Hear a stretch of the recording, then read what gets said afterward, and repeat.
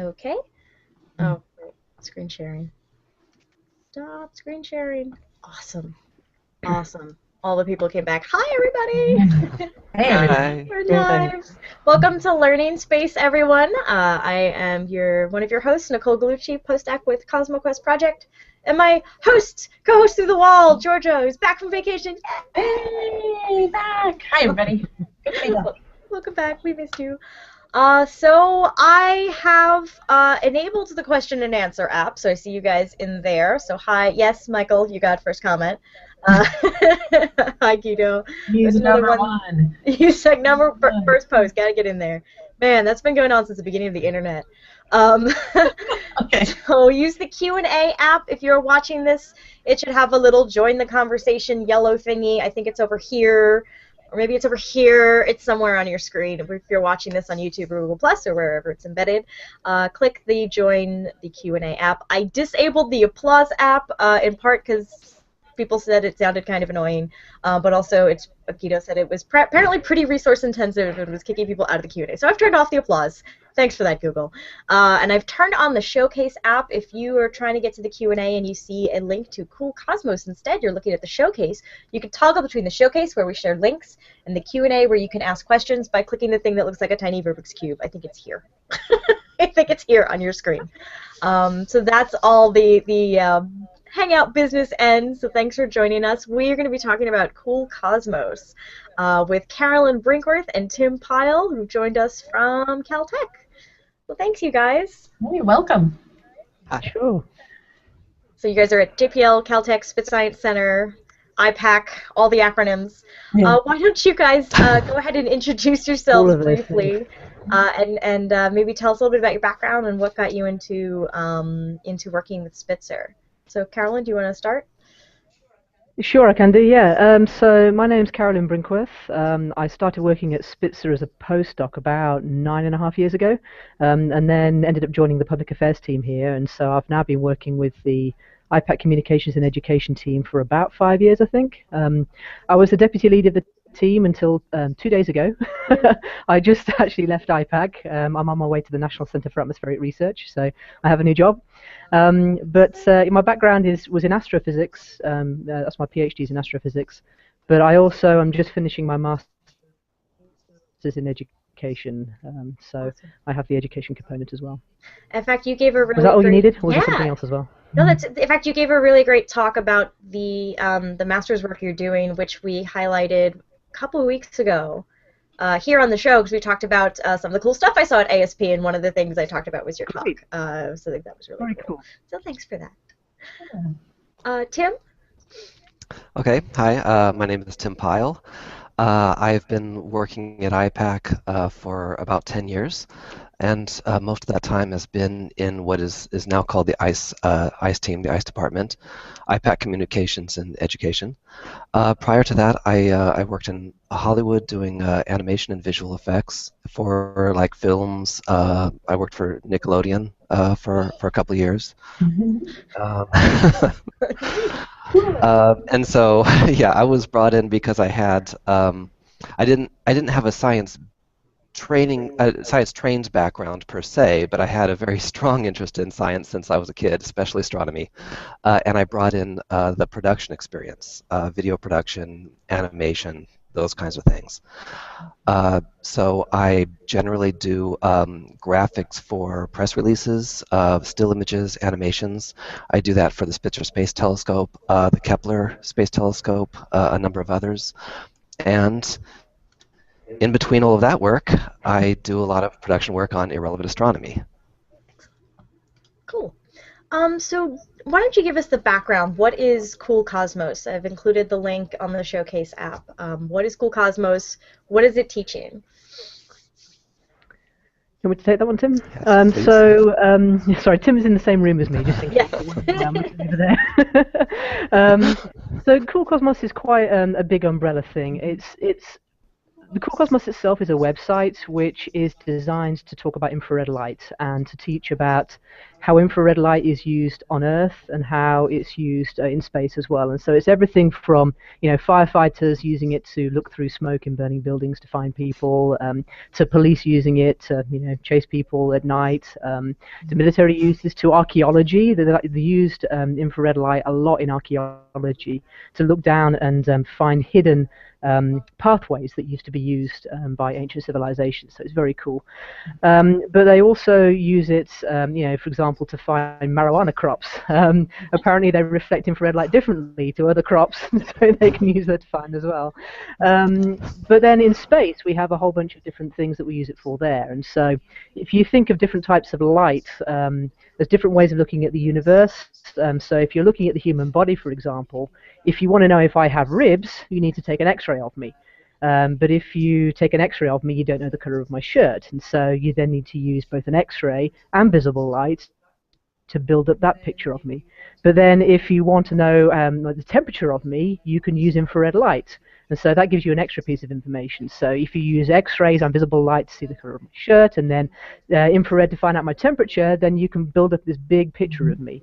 And in the same way, we use infrared light in space, many, many different wavelengths in space, to build up, complete pictures of the universe. And so what Spitzer does primarily is it looks through dust to see star-forming regions, because visible light just hits the outside of the clouds that we were looking at in star-forming regions, whereas infrared light looks straight through. And we can use it to find exoplanets. We can use it to look way, way back in the very, very early universe. And so Cool Cosmos brings all this together, and it tells you all about the infrared missions and the infrared, uses of infrared in space and on Earth. Now, Irrelevant Astronomy, which is what Tim is involved in, is a set of videos, which I'm going to let him talk about because he's the expert. But it's basically a video podcast that has a whole bunch of different Spitzer results. And so I will pass over to Tim, and he can tell you all about Irrelevant Astronomy. Thanks. One other comment about Cool Cosmos is, yes, it's in one sense it's saying that we think the cosmos is cool, as in awesome. But it also refers back to that infrared light is basically emitted by anything that's, I'm probably going to totally butcher this definition, but basically it's emitted from anything that can emit heat, even really, really cool objects. They generate infrared light. So we are looking at objects that are really cool, temperature-wise, in the universe. Did I do that okay? Okay. Yeah, that's great. I've added a link specifically to... We've trained it well. I've added a link specifically to the Irrelevant Astronomy videos in the showcase, so you can reach that as well. So tell us, I came across Irrelevant Astronomy probably because of one of the Felicia Day videos at some point. Right, so Nicole, yeah, you've heard about this, but this was new to me, so yeah, I'm curious about the Irrelevant Astronomy videos. Can you tell us, what makes it irrelevant? Okay, what makes it irrelevant? Well, first of all, we capitalize the I and the R in irrelevant because it's actually IR relevant astronomy, right, as in infrared relevant. All the videos touch on infrared science, in particular science that comes from the Spitzer Space Telescope, but also science in general that infrared observatories like Spitzer partake in. So yeah, we originally started the series about 6 years ago, and the idea was that we were looking at our outreach products, our education products, and we realized that there was a gap that we weren't really filling, and that was targeting a general public that's somewhere between young children and the educated public, like late high school into college. And so we looked to create a video series that would reach them, and also as far as the theme, the style of the show, we were kind of doing an experiment with it, in that we wanted to teach the science, but we wanted to write in comedy. So with the hopes that other people who weren't necessarily looking, to learn science might come across them, and they might actually, be exposed to the science that we think is interesting and we think everybody should find interesting.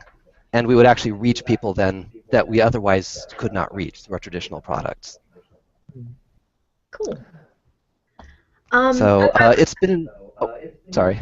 I was just gonna say I always thought of irrelevant might have should have been irreverent astronomy as well, because like, it's more humorous, it's more fun. It's not just a professor lecturing at you.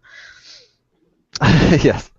Well, sometimes when the press talks about us, they call us irreverent astronomy. Yeah, it's an easy mistake.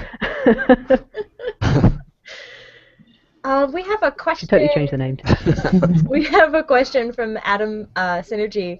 I know both Spitzer and Herschel have run out of coolant, so they don't have the coolant to do certain bands of infrared. But Spitzer still has some functionality. Is Spitzer still going to keep going until JWST is in orbit? Do you know what the lifetime of the Spitzer mission is? Good question. Yes, we have the capability to keep going until JWST launches. Obviously, that depends on funding, and so it just depends on how long NASA keeps the funding flowing. We were recently reapproved for another 2 years of funding, which is excellent news. We can keep going until JWST is launched, which is due for 2018. There's going to be a point at which the telescope gets too far away that we can no longer talk to it. The bandwidth basically just gets too low. And I forget what the bandwidth is right now, but it is way, way less than you get on your cell phone. I mean, it's something crazy like 8 bits per second or something nuts like that. You know, so we're kind of, you know, easing down this data. It's like trying to tease it out of the spacecraft at the moment. Yeah, we eventually are going to get too far away to be able to talk to Spitzer, which will happen sometime around 2018, 2019, I think. And there's also a point at which Spitzer can no longer point back towards the Earth, because the way Spitzer works, it basically has right on the bottom of it, I don't think we have a picture in here, unfortunately, but right on the bottom of Spitzer there's the high gain antenna. But at all times you need to keep the sunshade between the telescope and the sun, obviously. That's why it's called the sunshade. Otherwise you overheat the telescope. And so there's an angle problem, basically. You have to be able to turn the telescope so that its butt points towards Earth, but you've also got to keep the sunshades between the telescope and the sun. And so there's just a point at which that geometry doesn't work anymore, and so we then can't talk to it. But definitely the data rate is going to be, I believe, the limiting factor first. And so there'll be a point at which, as well, the data rate is so low that we can still, you know, keep talking to Spitzer as long as it keeps running. But if it goes into what we call safe mode, if something goes a bit strange on the telescope and it kind of goes into safe mode to protect itself, we won't have the bandwidth to be able to wake it up. So basically, we all kind of sit here and cross our fingers every single day that Spitzer is going to keep working, and it's been an amazing telescope. You know, it's worked absolutely perfectly, way beyond spec. I mean, it was only supposed to last 5 years, and we're now in year 11. So it's an incredible piece of kit. It's, you know, I don't want to say it's worked flawlessly because I'll then have to touch wood, but it has worked flawlessly, and yeah, we have no expectation that anything is going to, you know, we decide to turn it off, you know, because JWST has gone up. So yeah. Cross fingers, everyone. Good job, Spitzer. Yeah. And big props. Big props, I was going to say, go to our software engineers who have actually found ways in recent years of increasing the efficiency of some of the instruments. So even though only one instrument, I guess, is still operating at this point, it's operating better than it ever has before. So we're getting this incredible data from it that's really precise. Wow. It's just getting better and better. Yeah, and it's not only that as well. They also they've managed to operate on much lower bandwidths. They've changed how the telescope operates. They've managed to change the angle at which we can get closer to the sun. I mean, they are geniuses in the engineering department, both software engineering and, you know, physical engineering. They've done amazing work. Very cool. First, I also wanted to point out a comment from Nancy Graziano. Something that I approve of is there's no such thing as irrelevant astronomy. So, yay. With IR relevant. So when you guys started this podcast or this video series, what was what did you decide to tackle first? Like, what did you think the first thing you wanted your audience to see? Okay, irrelevant astronomy. Yeah. Yeah. When we first started it, it actually looked a lot different than it does now. Mm-hmm. And it really has evolved over time because it's been so experimental. So, like, our very first episode was we repurposed a presentation about infrared light and how things look different in visible and infrared light than, you know, how basically things look different, looking at them in those two different ways. and there really wasn't very much comedy in it at all. So it's funny to actually go back and look at that first episode. We thought it was an important one to start with because it explained, really in a very broad sense, what infrared light can do for you, what the benefit is of getting infrared light from something instead of just looking at invisible light. But yeah, after that, we started experimenting with comedy, bringing in more animation. There wasn't even any CG animation in the first one, and now we actually go to that a lot. So yeah, there you go. So that's what we tackled first, just a general overview of infrared science. Now we've evolved into we're trying to tie the episodes more to STEM education, looking at like next generation standards. We've started working more with teachers and trying to get a sense for what tools they need in the classroom. We started about halfway through the series. We started reaching out to celebrities. We didn't do that for the first whatever dozen or so episodes we made. And it turns out that celebrities are actually very supportive of both NASA and education, science education. So, we were actually very pleasantly surprised at the response we got. So, yes, so originally we had basically a first episode that was more or less a PowerPoint presentation. And now we've evolved into these big multimedia, celebrity-laden productions. Yeah, so has it gotten more complex as far as, actually writing a script for these, and, as the whole series has evolved, it sounds like it's becoming bigger and bigger. Yes, and a sign of that is the fact that there's a lot more time in between the release of any given episodes. Because, yes, it takes longer to write the scripts on a couple of different levels. One of them is just the story, the comedy. Like I think I've been evolving as a writer from that perspective. But the other way that's become more complex is because we're tying them into, again, education and STEM science and these science standards. And so we've really been vetting them with a lot more people. I mean, it originally would just be like a couple of us in our group would go through them. We'd open it up into the larger group. Now we're reaching out to people outside our group. Yes, so yeah, long answer. It takes a lot longer to write a script. Yeah, well, it is. I'm not sure it takes that much longer to write the science in the script, but I think there's a lot, there's definitely a lot with making sure that the science does tie into what teachers are telling students in classrooms. There are some nuances in the ways that we as scientists would put things, and yet it doesn't make sense to use those words because those are not the words that teachers use. And so a lot of the time it is just trying to tailor everything to words that teachers would use in classrooms and making sure it makes sense for them to be able to use them. Yes, and also we've become aware that excuse me, our audience has grown recently, and we've been more aware of the fact that something makes total sense to us and makes sense to everybody we've talked to, but we still really under a really big microscope to say, is there any way that anybody could misconstrue this to mean something else? Yeah. So I mean, from basically in the past we might have 2 revisions of a script and we'd be done. Now it's not uncommon to have at least half a dozen. I mean, major revisions of the script until we feel like, okay, we have completely hashed through the science. We are confident there are no possibilities somebody could mistake what we're trying to say.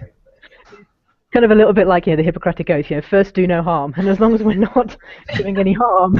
First, don't get the science wrong. Not even get it right, just don't get it wrong. Exactly. Are you working with any group of teachers sort of almost on a regular basis as you develop these videos? Do you have some teachers that you kind of go to and have become regular sort of advisors on this, or does it just kind of depend on the topic and who's available and all that? It depends. It quite often depends on who's available, to be honest, not necessarily the topic, but we have a group of teachers. We try not to overload any one particular set of teachers just because we're not able to pay them a stipend, and so we feel it's unfair to continually ask one group of people to help us out. And so one group we do work with a lot is our NITARP teachers. That's the NASA IPAC Teacher Archive Research Program, and these are teachers who come and work with us for a year, and so they work from their home institutions. They're still teaching at the same time, but they work with scientists here at Spitzer, or IPAC actually, to do a genuine astronomy research project. And by genuine, I really mean that, we have, let me just say that, working with this, we have scientists here who have a particular project that they're trying to work on, and they work with, we pair them with teams of 5 teachers, and those 5 teachers then, work with the scientists throughout the year. It's over a 2-year period to do a full, full-scale research project with them and their students. And so we have this great group of alumni teachers through NITARP who love working with us. We love working with them, and we're able to ask them for help, and they're more than willing to give in. So they're mostly the people we tap for help if we can. That's great. That's great. And I suppose there's probably information on your website, right, if teachers are interested in that program? And yes, please apply. Well, I believe the applications are closed for this year, but we have an application call go out with a deadline of September every year. And so, yeah, please, if you know teachers who would like to, do research with us, we would love to have them apply. Yeah. Okay. I can add that link in the showcase as well, so you guys can check out the NITARP. I believe it's nitarp.ipac.caltech.edu. Yep, that's the one. So I'll add that to the showcase for you guys as well. So what is one of your favorite ways of getting across what infrared telescopes do? Do you have a favorite analogy or a favorite story or character that you've used?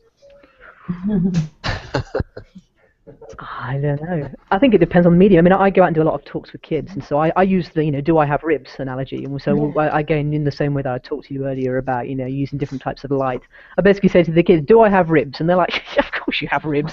I said, well, how can you prove it? And it's just ask them to think of all the ways, so I get them to talk about X-rays and, punching me in the side and cutting me open and all this kind of thing. So we talk about all those different ways. But we also talk a lot about, infrared light being able to see through dust and, different ways of looking at the universe. I don't know that I have a particular great analogy for it, but quite often we just, talk about different types of light.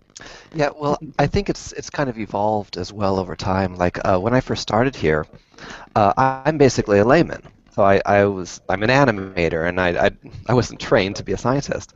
So I came in and I was basically like, okay, so tell me what's infrared light. And one of the first ways it was explained to me is that infrared light is basically heat. Now this was an explanation that we used early on, and so that I thought, okay, it kind of helped me wrap my brain around the idea that you may not be able to see something, but if it's got any bit of warmth to it, it will emit infrared light. Now the thing is, recently, I guess in the last few years or so, we've sort of gone back and reevaluated that, and we've realized that could actually be a little bit misleading. Yeah. So we had to change. We had to kind of change a more complex answer of the fact that infrared light is emitted by things that can emit heat, even if it's just a tiny amount of heat and it's really cold. Like, it became a very long answer. Right. And so we're still actually in the process of trying to come up with a new, short, concise analogy. Yeah. Not quite there yet. Yeah. It's really hard. Yeah, it's really hard. Infrared light's infrared light. What do you mean? Yeah. It's short to point exactly how to say it. Yeah, no, it seems the more accurate you want to be, the longer and more complex the explanation has to get. So yeah, that's Exactly. And, that's almost struggling in everything we do. It's, how much do we... You sound like a dollar. Yeah, I don't want to say dumb it down. The sound's coming through funny. You sound a bit like a Dalek. I'm She did, okay. Is that any better? No, I don't know how to fix that. It's a bit Dalek-y. Am I Dalek as well? No, not yet. I hear you fine. Oh. You're in the same room. Okay, go ahead. Try again. Okay, let me know if this really isn't working. I was saying that it's always a huge issue for us in balancing the difference between do we get the science absolutely correct, or do we say it in a way that people can actually understand it with that physics degree, And this is always a very delicate balance for us. It's difficult to know sometimes where that line needs to be drawn, and I think we're getting better at it. I think we are definitely becoming much more experienced in figuring out where that has to be. But yeah. Do you have to have a new crop? I feel like I have to have a new newbie to astronomy. Like, I've used up my partner. I can't use him anymore. I can't run astronomy things by him because he knows the jargon now. I've been doing it for 5 years. Like, what do you like test it on a new crop of people, or do you do anything like that? We don't. We probably should. I hadn't thought of that. I don't know. It's not easy to get people that They used to test. You need fresh people. Yeah. They used to test it on me when I first started. Right. Yeah. But at this point, after 10 years, I'm pretty much not really a newbie myself. So I will sometimes test it on my wife. But I think my wife is now reaching the point where she's pretty familiar with it, and she's not really a newbie either. So. Yeah, maybe my wife's sisters or something. We can start expanding. Yeah, I tested out my girlfriend for a while before I went to a party with my girlfriend, and somebody asked her what it was I did, and she just explained perfectly, completely, using all the right words. I'm like, well, all right then. It's my job. All right. Exactly. I'll just sit in the corner. You can go ahead. That's fantastic. They're doing the work for you. Not a bad problem to have. Yeah. Oh, we have another science question. How does Spitzer telescope aid in the search for exoplanets? Or maybe you could talk about Spitzer or infrared in general. Yeah, so infrared astronomy is really useful. The problem in looking for exoplanets is that you have something that's very, very faint. If you're talking about visible light, so you have something that's very, very faint next to something that's very, very bright, because the planets only reflect light. They don't have their own light, whereas the star that they're going around is very, very bright. And so it's basically trying to find, a little glow bug next to a lighthouse. It's virtually impossible to see. The great thing about infrared light is that you're looking in a different part of the spectrum, and you're looking at a part of the spectrum where the light from the star, because the stars are very, very hot, once you move out to the infrared, then the stars look dimmer than they do in visible light. And it's all to do with the spectrum of the light that's coming out. So the spectrum of the light in a star peaks somewhere in the ultraviolet and in the visible light. And by the time you move out to infrared wavelengths, you have much less light coming from the star at those wavelengths. The planet is just the opposite, because planets are much, much cooler. Their light output peaks in the infrared, so they're very faint in the ultraviolet, in fact more or less invisible in the ultraviolet, but by the time you get out to infrared wavelengths on the electromagnetic spectrum, they're much brighter. And so you go from this very, very bright star and very, very dim planet and kind of move them together. Now, the star is always going to be brighter, but just that extra little bit of brightness or difference in contrast that you get in the infrared makes it much, much easier to see the planets. And it's still difficult, don't get me wrong. I mean, the changes we're looking at, these are maybe 1 or 2 photons from from the planet next to several hundred thousands of photons from the star, but it is much easier to see exoplanets in infrared. Yeah, when we were before the first exoplanets were imaged, we were all predicting it would come from an infrared telescope, and I think it ended up being ground-based infrared telescopes that were the first to get an actual picture of, or actual photons reflected from an exoplanet for that reason. I'll have to take your word for that, actually. Yeah. I'm pretty sure it is. I think it is. Yeah. Also, we have a suggestion from Nancy Graziano. If you can get the stars of the Big Bang Theory on Irrelevant Astronomy. I know they charge like $1 million per episode for the show, so if they're willing to donate their time. Yeah, that I'm a big fan of that show, and the fact that it takes place at Caltech, it kind of seems like a no-brainer, and they are so definitely on my wish list. Yes. Awesome. So we've got a big wish list, and we're working through it. But yes, I would love to get them in. So you guys have had If they were I'm huge fans of, like, Will Wheaton and Veronica Belmont and of course George Takei. How do you get these people to talk about science? They probably have. They're probably bombarded with all kinds of requests. Yeah, I imagine that they are, and how we get them. I think I know about as much as you do. I think that we're incredibly lucky. I think that we find these people cool as well, and so we reach out to them and we ask them. These people all have agents, publicists. So we'll talk to them, tell them what we're doing, give them a proposal, a script, and say, would you please consider doing it, even though we can't really pay you anything. And a lot of people, like you've mentioned, like Will, George, Veronica, they tend to be very interested in science, and that's generally why they come over and do it. It's not about the money for them. They're interested in science. They're interested in fostering science education. Like Cameron Diaz was one that we had, and she was very much, the reason we got her was because she liked NASA and she was really interested in education. That's cool. So she very generously donated her, what I'm sure is very expensive time, to come in and do one of our episodes. So that's really it. It's nothing that we're doing on our side other than simply asking them. It's totally the celebrities wanting to do it. Awesome. It helps when you pick up the phone and say, "Hey, this is NASA calling. We'd like you to be in one of our videos." I think the NASA name definitely helps. The NASA does help. They've been incredibly generous. We've been a bit blown away, actually.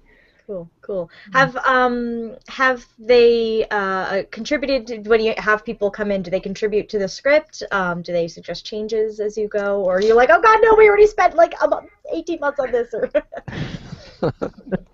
I don't think anybody's ever come in and suggested changes to the science part of the script, and for the most part, nobody really even suggest changes to the scripts at all. But what they will do is they'll come in and they'll have some ideas about how to play the character, or maybe they'll want to try a couple of different takes. We always do that, and almost always, whenever somebody suggests something about how they want to do it, it usually comes out really well. So of course we're always willing to let them do that, because they have great instincts about, you know, how the character would sound, how they should sound as the character. Right. Awesome. What inspired some of these animated characters that you have in the series, like the Astronomy anemone?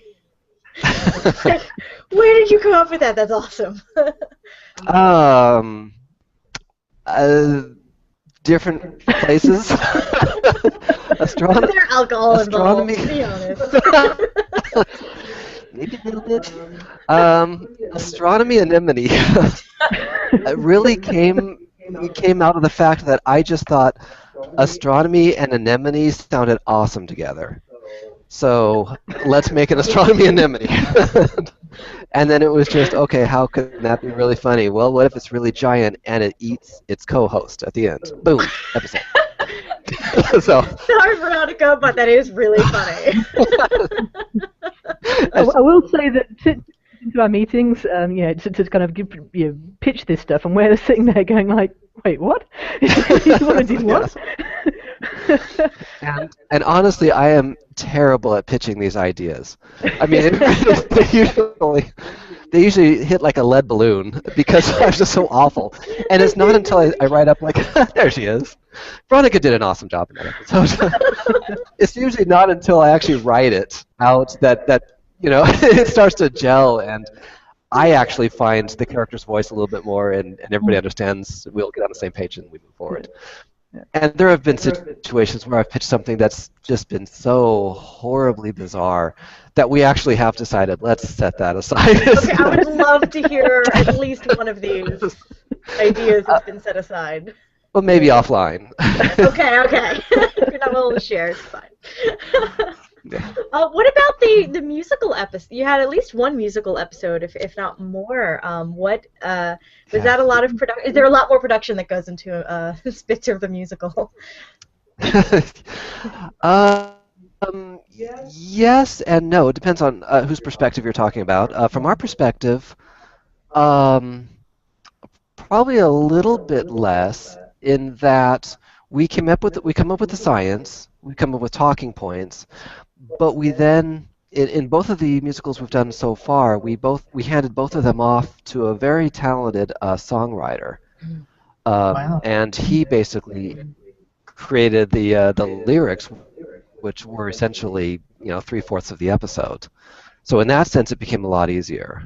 Yeah, but I mean the production was pretty much took about the same amount of time, Okay. Same amount of animation, video, filming. Gotcha. Mm-hmm. So the most recent one, Astronomy Anemone, on the page. Are there any more recent than that one? Because we have a question, Guido asking about that. Oh yes, in fact, I think you're probably looking at an old page. Ah, okay. That's what I Us- thought. It's the Cool Cosmos links, Tim, and so we've not updated the Cool Cosmos links. So yes, if you go okay. to the Spitzer page, Yes, spitzer.caltech.edu. /irrelevant. Yeah. Okay. Actually, it's slash video audio slash Well, irrelevant. no, if you just type Already? spitzer.caltech.edu/irrelevant, it should take you right there. Irrelevant. Okay. We're trying that. We'll share I'm that in my confirming that. computer. Okay. It's spinning. It's spinning. Okay, because I shared the link from Cool Cosmos. But these are all up on YouTube as well. Is it all on the Spitzer channel? It is. Okay. Yeah. NASA Spitzer, I think. Okay. What scripts are you working on currently that you may be allowed to talk about? I don't know if we should talk about them yet. We've got a couple that are actually in post, various degrees of post-production. Awesome. We'll probably talk about the subjects. We've got one on Yes. Spitzer engineering, which I think is pretty cool, talking about how Spitzer got re-engineered in order to make it more sensitive and better at picking up exoplanets. So that's one of them. So I think what other we've got science we've another got one going on? that actually talks about Astropix. Thank you. Astropix. We've got one on Astropix. Astropix. Yeah. Okay. Astropix being okay. Do you want to talk about what I mentioned it really briefly in a previous episode, but if you want to talk about what Astropix is, tell people. Tim's looking at me. You were at that talk too. I saw you. Yeah, go ahead, Caroline. Astropix is basically it's an archive or a database of astronomical imagery, and so it pulls together all the astronomical images from pretty much all of NASA's telescopes, I believe now, or many of the astrophysics telescopes. And so it's the Hubble Space Telescope, Spitzer, Chandra, WISE, Herschel. New Star, I believe, is in there, and then we have the European Southern Observatory who've also joined in, and so the idea is it's a one-stop shop for people who are looking for astronomical imagery. So you can find that at astropix.ipac.caltech.edu. Just double check that for me, Tim. And it's fully searchable. The really novel thing about Astropix is that the metadata, so all the things about the image, are embedded in the image. And so one of the problems that we've found in the past is when you go and do a Google search of the Eagle Nebula, for example, you have 12 dozen pictures of the Eagle Nebula, but not all of them have a caption attached to them, for example. And so you get all these pictures in different sizes and different shapes, but you don't necessarily have any information about what you're looking at.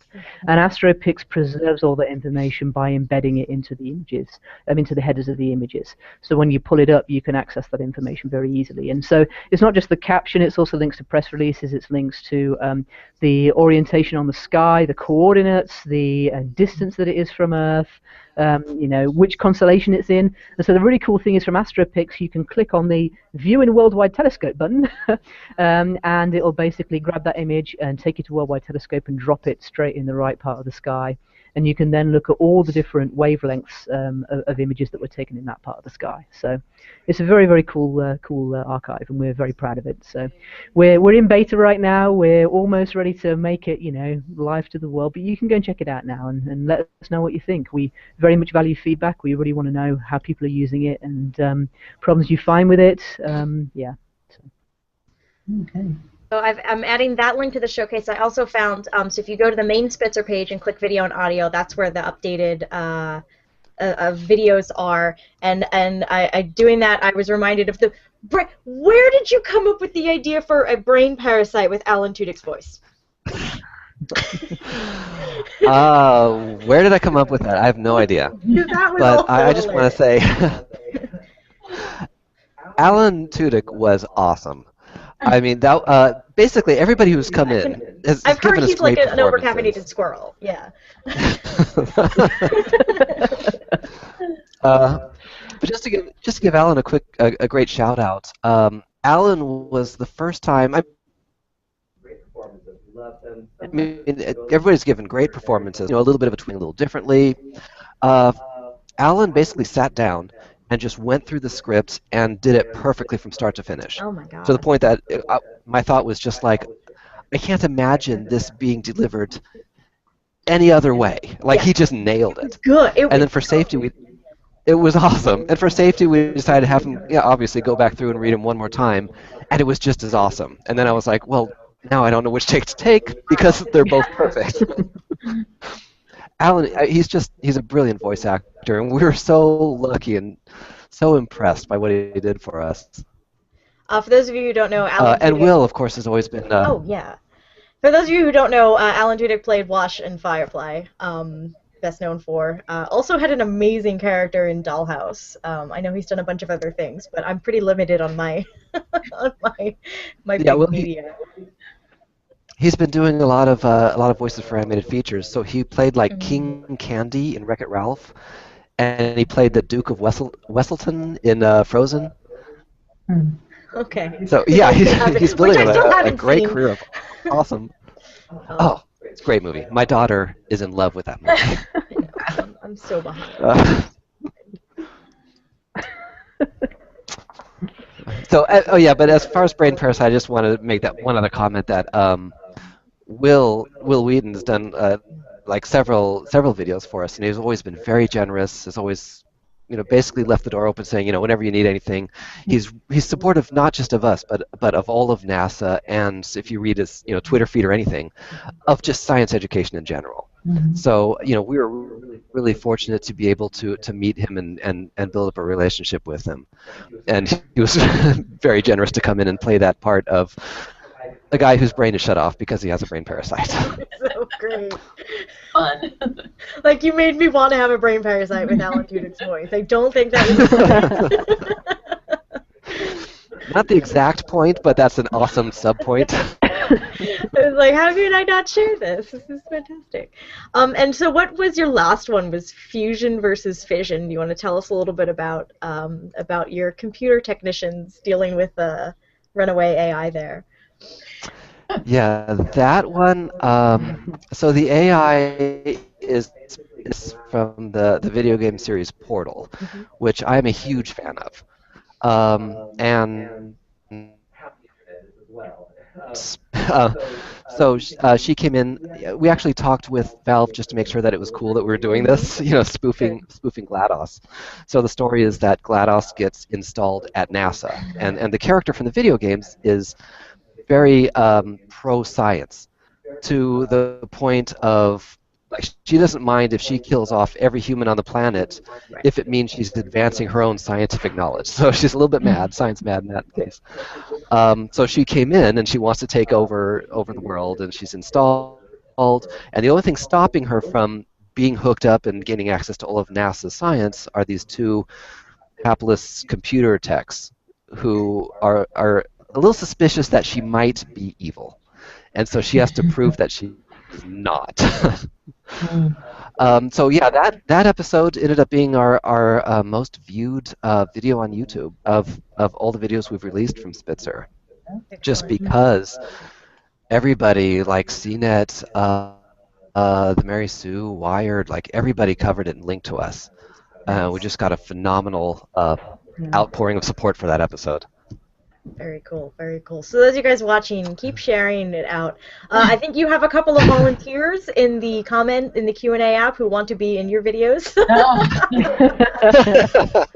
Think you have to probably live in California and know something about acting. Not that you guys don't. I know Tom in Finland or Sweden, so yeah.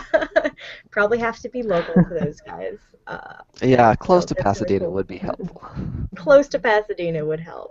Yeah. Have there been any, maybe, do you have a favorite moment from production or something that was particularly difficult to overcome in production of these videos along the way? Well, if there was something difficult to overcome, I hesitate to bring that up because I want everyone to think I'm a production genius and nothing ever goes wrong. So I'm a production genius, nothing ever goes wrong. But if it did, and if something pretty much happened every episode, we just get through it. Yeah, the one thing that I've learned from doing these videos is that no matter how much you prepare and plan, whatever you're not expecting to go wrong will be the thing that goes wrong. Of course. And so it'll always be something. Yeah, yeah. So, but we work with a great group of people who, a very talented people, production team, who, with our joint knowledge, everybody steps up whenever there's an issue, and we just get through it. Awesome. Yeah. As far as just like great moments, there are so many of them. But one of them I will call out is our first video with a celebrity. Was a video with Sean Astin. Mm-hmm. And honestly, I think, we talked to him, we talked to his agent, we pitched him the script. He said yes, he would love to do it. In fact, he told us that pretty much as soon as he heard it was NASA, he said, yes, I'm on board, I want to do this. It's educational, it's NASA, yeah, which was very awesome. But I think there was still a part of me who was thinking, this is not going to happen. And it was that moment when, Sean Astin turned the corner and walked into the room on the set, and it was just like, wow, okay. It's kind of that surreal moment of Sean Astin is here. It's Sean Astin. It was very awesome. And Sean ended up doing several episodes for us. He's always been a great friend to us in what we're doing. And whenever we've asked him, he said yes. So big shout out and a thanks to Sean for doing that and for creating one of the most awesome moments for me. If you had to, what would be, I think, the most important message to take away from your work with Cool Cosmos and Irrelevant Astronomy from each of you? Either you want to take that first, or maybe educators, or or to the public at large. I guess, I think the most important thing to take away from me is that NASA is still doing amazing things. The space flight program with the shuttle may have ended, but there is such cool science happening right now from NASA. We do really, really cool stuff, and it was actually incredibly difficult for me to decide to leave and go and get another job, because I'm like, I work for NASA right now doing really cool science. How is it possible I can walk away from this? And it's just, I think NASA, even the name, even though it's been a long time since, the glory days of the Apollo missions and this kind of thing, still has this ability to really, get in me and make me excited. And I think it does for everybody. There was a moment when Curiosity landed on Mars, and somebody was in Times Square, and hearing the public as they were watching, Curiosity land on Mars on the huge, jumbotron in Times Square, hearing the public, chant NASA, NASA, NASA, and someone said, when was the last time you heard the public chanting the name of a government agency, in a positive way? When does this ever happen? Right? And so I think NASA has this amazing ability to inspire, future generations into science, and NASA, you got to remember, NASA belongs to all of us, because we're all taxpayers. Even I'm a taxpayer, even though I don't sound like I'm from here. But we're all U.S. taxpayers, and NASA belongs to all of us. It's our legacy, it's our heritage for everybody in the country. Not just the people who work here, and not just the people who grew up with it. And so it's really an incredible organization, and we're doing amazing work. And I love the fact that Irrelevant Astronomy and Cool Cosmos help to promote the work that we do beyond human spaceflight, but all the science that we do, because it's incredibly cool stuff. And I just wish that I wish we could get more money to do even more cool science. Yeah. And I can say this now because I don't work for NASA. So but, you can say that really, now. Look I can say that now, exactly. I would love it if we could just fund it, and because we do such cool stuff, and I think we do such cool stuff for the very small budgets that we have, and it's just neat, So yeah, more science. Yeah, I think that one of the things that some people don't realize is the fact that an important part of NASA isn't just learning all these things about the universe and the cosmos, but it's also conveying that to the public. Education has always been really important to NASA and a big part of it.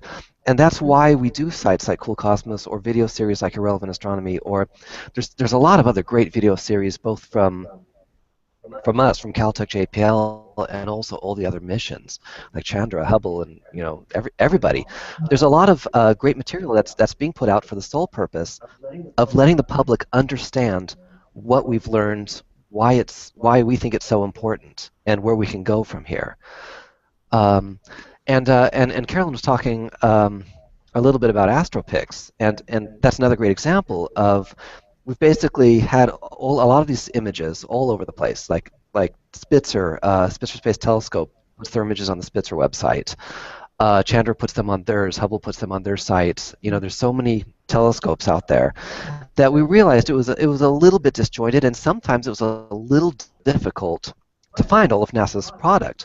So that's why we came up with this idea of creating this one-stop shop, basically to get all of NASA's images, to have all the metadata tags so it's easy to understand, and something that not everybody understands is that not only are we just putting them out there for people to look at and say, oh, that's a really pretty picture, or okay, I get that you learned something, but these are basically free for people to use, like all of NASA's images.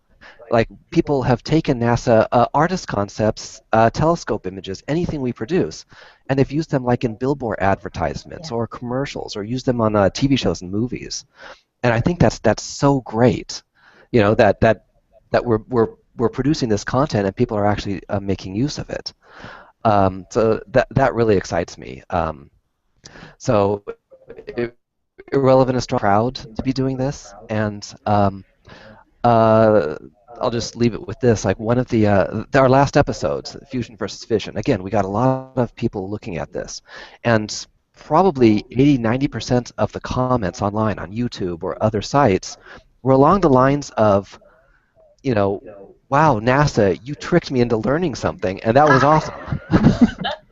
That's shocking for YouTube comments, which are usually a smile. Well, it's amazing that, like Fusion versus Fission is just like, what is it, like 5,000, 6,000 thumbs ups and like double-digit thumbs downs, which is like this insane ratio, which you know, it's just we never see on YouTube. Yeah. Cool. I'm just checking the comments on the event page. Wikipedia has an episode guide to Irrelevant Astronomy as well. So oh, yes. You guys are all comprehensive on Wikipedia. That's fantastic. That probably helps a lot. I was going to say, when you said about these images show up in media, I remember this like specific point in Star Trek Voyager when all of a sudden the ship was covered in Hubble images. Like, everywhere they went, it was like a Hubble image. It was just like that moment in time when you saw that happen. And I totally think you should get Jerry Ryan if you haven't already had her. I think there's been a Jerry Ryan one. Should get Jerry Ryan. Jerry Ryan liked CosmoQuest once upon a time, so I know she's all about the space. Yeah, you know what? I hope I don't get in trouble with anyone for saying this, but we actually did approach Jerry Ryan, because yes, I'm a big fan of Jerry Ryan's, and at the time, she was very busy. So she wasn't able to do that particular video. So she's, I mean, I'd like to cycle back and contact her again. Try again. I know that she is. I know she's very pro-science. I know that from her Twitter feed, things that she's posted. Yeah, but it didn't work out at that particular time. But hopefully in the future. I feel like there's just a Voyager spoof waiting to happen. You know. Well. A lot of people who work here are very big fans of Star Trek, and when we created a new conference room about a year or two, we called it Astrometrics, because it actually had a large screen that we were able to throw data up onto, and it just felt very Star Trek Voyager-y. That's awesome. Yeah. You should come visit Nicole, I will show you. Show you metrics. That sounds like fun. Oh, man. I think that's it that we have for questions. I want to thank you guys for coming on the show and doing all of this and talking about this. Cool Cosmos is awesome. I can't tell you how fascinated I am I'm fascinated by infrared astronomy, but all the ways in which infrared's used on Earth. Check out that part of the site particularly too, because it is I was really going to say there's all kinds of other cool things on the Cool Cosmos site for teachers, right? And beyond the Irrelevant Astronomy videos, but more traditional videos and Ask an Astronomer. I was just kind of perusing earlier today, and great stuff for teachers up there. So check that out. Yep, awesome. Yes, thank you. Thank you guys. Thank you for joining us, Thank you. Carolyn. Thank you for joining us, everybody watching and commenting and leaving us. We've had, let's see, Thomas Trenecker, wants to move out there and help you and be a power engineer. And Nancy Graziano is a technical writer. She's on the other coast. She's in Jersey, but she's like, she can fly out there, yeah. Everybody just wants to kind of jump in and help the work you guys do. Cool, that's awesome. So thank you guys for watching. Our next broadcast is next Wednesday for Learning Space. I think it's same time, same place. Pull up the schedule. If you guys have any suggestions, we are currently filling our fall schedule with guests. So if you have a topic in mind or a person you'd like us to contact, or if you have a project that you'd like to talk about on the show, email us at educate@cosmoquest.org and let us know, and we will see about getting that on the show. Next week we will be rescheduling from way back a few months ago, Dark Skies Alcava, the Dark Skies site, protected Dark Skies site in Portugal. Apollonia had major internet fail last time we tried to do it, so we've rescheduled her, particularly because a bunch of people commented saying, I really, really, really wanted to see her and hear about that particular Dark Sky reserve. So we'll be doing that next week. Astronomy Cast is back on Mondays. Fraser and Pamela are recording episodes of Astronomy Cast. Afterwards, they do an open Q&A session, so you can get all your astronomy questions answered. Weekly Space Hangout is back on Fridays. You get a whole bunch of us talking about the space news from the week. And after that, Morgan Renberg goes into the space community on Google Plus and will answer your questions and does a Q&A there. And I think that's all the major shows that are going on. Virtual Star Parties on a monthly basis. Google Lunar X Prize Hangouts are typically every 2 weeks, so you can check Pamela Gay's page for that. And I just realized I still have food dye on my fingers from class this morning, so hooray. We're doing fun things. We're making a mess is what we were doing. All right, thank you guys again so much for joining us, and thanks for watching this week's Learning Space. Thanks, Nicole, Georgia. Thanks, Nicole. All right. Okay, bye. Spitzer. So, Carolyn, do you want to start? Sure, I can do, yeah. So my name's Carolyn Brinkworth. I started working at Spitzer as a postdoc about 9.5 years ago, and then ended up joining the public affairs team here, and so I've now been working with the IPAC Communications and Education team for about 5 years, I think. I was the deputy lead of the team until 2 days ago. I just actually left IPAC. I'm on my way to the National Centre for Atmospheric Research, so I have a new job. But my background was in astrophysics. That's my PhD is in astrophysics. But I also am just finishing my master's in education, so awesome. I have the education component as well. In fact, you gave a really Was that all great... you needed, or was there something else as well? No, in fact, you gave a really great talk about the master's work you're doing, which we highlighted a couple of weeks ago here on the show, because we talked about some of the cool stuff I saw at ASP, and one of the things I talked about was your talk. So I think that was really cool. So thanks for that. Tim? Okay, hi, my name is Tim Pyle. I've been working at IPAC for about 10 years, and most of that time has been in what is now called the ICE team, the ICE department, IPAC Communications and Education. Prior to that, I worked in Hollywood doing animation and visual effects for like films. I worked for Nickelodeon for a couple of years. And so, yeah, I was brought in because I had I didn't have a science trained background per se, but I had a very strong interest in science since I was a kid, especially astronomy, and I brought in the production experience, video production, animation, those kinds of things. So I generally do graphics for press releases, still images, animations. I do that for the Spitzer Space Telescope, the Kepler Space Telescope, a number of others, and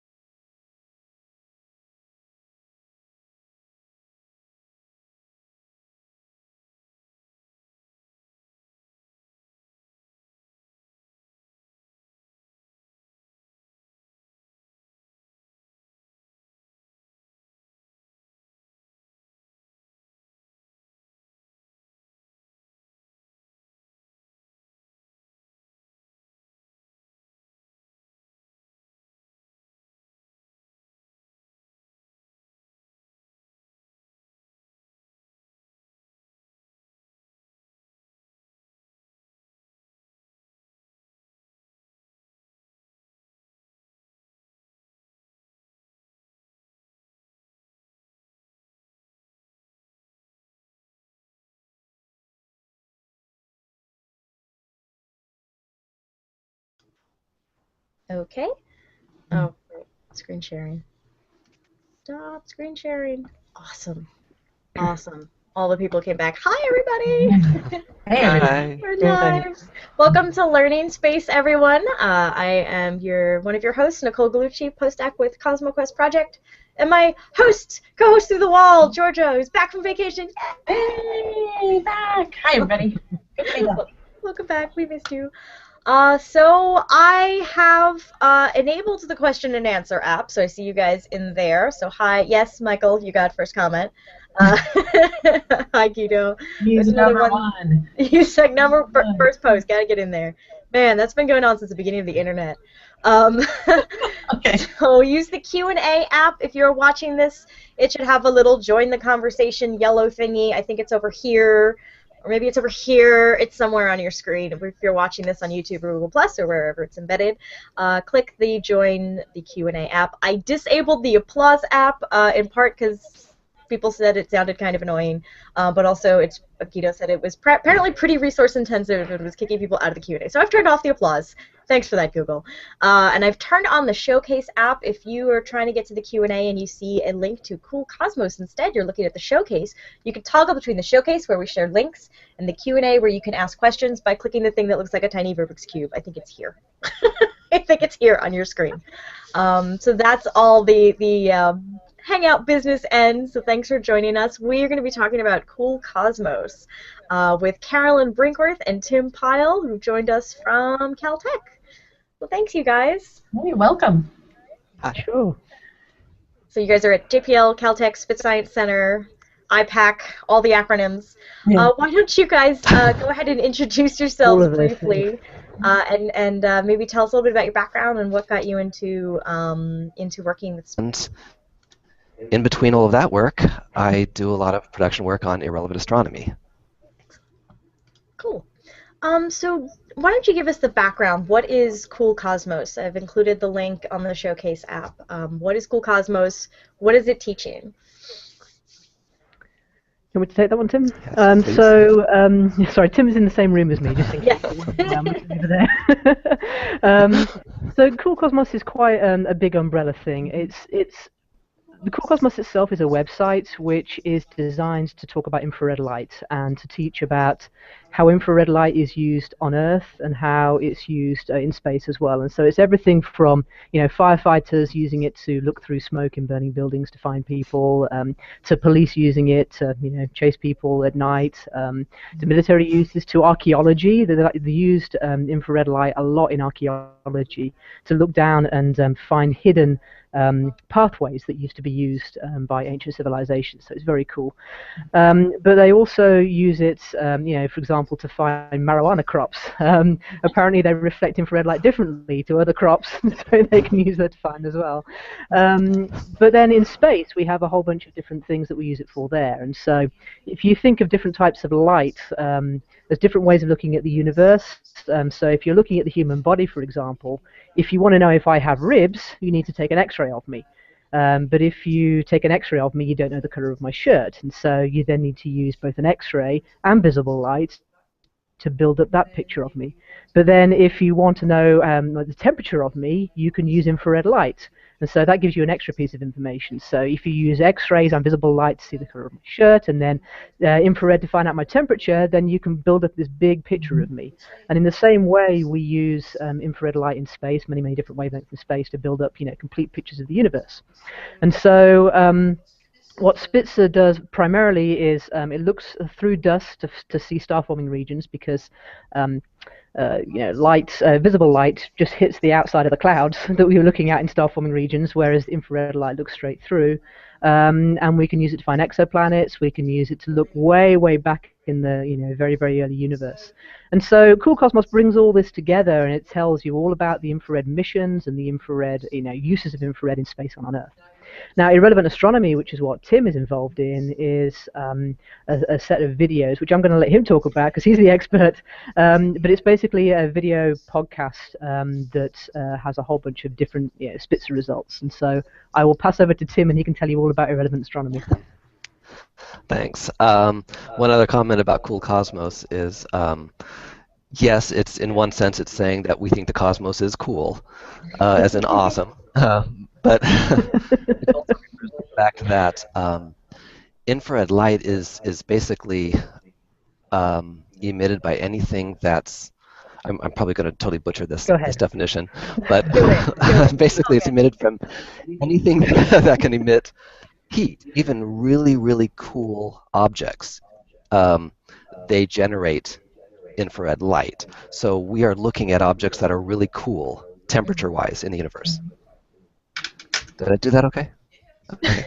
Yeah, You did great. I've added a link specifically to we've trained it well. I've added a link specifically to the irrelevant astronomy videos in the showcase, so you can reach that as well. So tell us. So I came across irrelevant astronomy probably because of one of the Felicia Day videos at some point. Right. So Nicole, yeah, you've heard about this, but this was new to me. So yeah, I'm curious about the irrelevant astronomy videos. Can you tell us? Yeah. Well, what makes it irrelevant?